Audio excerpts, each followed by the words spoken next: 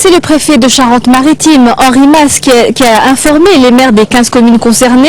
Le représentant de l'État était chargé d'annoncer cette cartographie des zones noires, établie 1 mois et demi seulement après le passage de Xintia. Je vous propose d'écouter l'entretien d'Henri Mas. Il était interrogé ce matin par Pascal Foucault. Henri Mas, bonjour. Alors une première question, on évoque ce chiffre de 595 maisons qui sera affiné d'ailleurs, maisons qui sont potentiellement à raser au jour d'aujourd'hui. Est-ce que vous ne craignez pas qu'on puisse vous faire le reproche d'être un peu trop technocratique dans cette approche?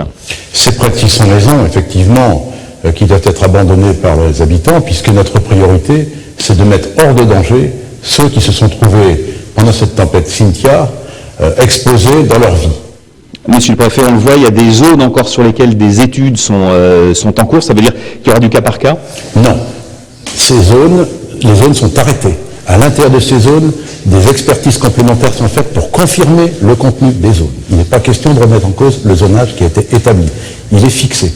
Mais désormais, nous l'avons établi pour l'essentiel des communes. Il est affiné par des expertises complémentaires qui ont lieu immédiatement par une mission qui est désignée aujourd'hui, avec un chef de mission centrale et des experts qui viennent des plus grands organismes nationaux. Nous validons les dispositions par un contre-expertise qui est en cours.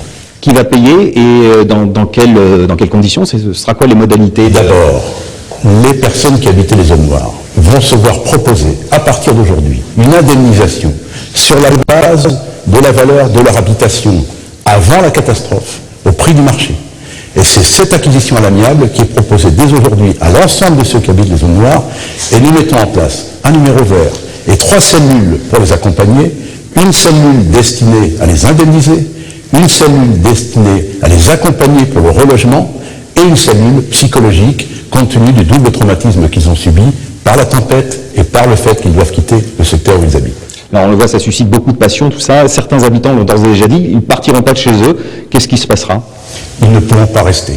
Et donc, nous mettrons en œuvre avec les maires les arrêtés de mise en sécurité pour que nous puissions les convaincre de se relocaliser dans des endroits où ils soient hors du danger mortel qui désormais pèse sur. Ça veut dire que dans certains cas, on pourra envoyer la force publique si certaines personnes refusent de quitter leur maison? Ce ne sont pas les moyens que nous utiliserons. Les gens ont un réflexe premier qui consiste à dire « je veux rester chez moi ». Mais beaucoup nous disent « après ce que j'ai vécu, il est hors de question que je reste ici ». Et c'est ce message que nous avons entendu, et c'est cela et tout ce que nous allons accompagner pour leur trouver une relocalisation de la mise en sécurité définitive.